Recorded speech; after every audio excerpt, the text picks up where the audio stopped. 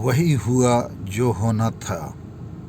पहले नियोजन नीति फुस हुआ और अब 1932 खतियान वाली स्थानीय नीति लटक गया, अटक गया। मगर सोरेन खानदान का दुस्साहस गजब का है।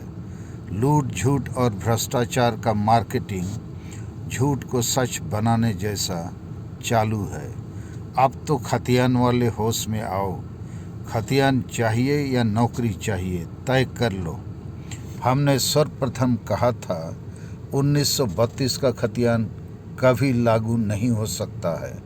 अतः वैकल्पिक व्यवस्था प्रखंडवार नियोजन नीति को अविलंब लागू किया जाए, जिसकी लिखित दस्तावेज हमने 23 अगस्त 2013 में माननीय हेमंत सोरेन को सुपुर्द किया था, जब वे प्रथम बार सीएम बने थे।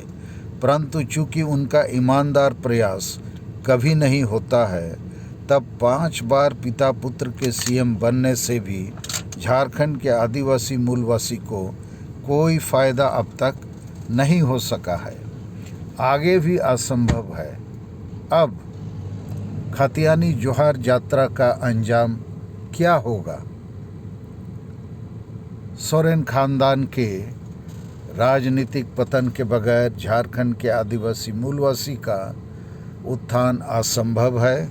चूँकि झारखंडी हित में बनने वाले नीति निर्धारण तत्व को इनके क्षमता, अयोग्यता, ईमानदार प्रयास आदि की कमी से बहुत झारखंडी जन निराश, हताश हो चुके हैं।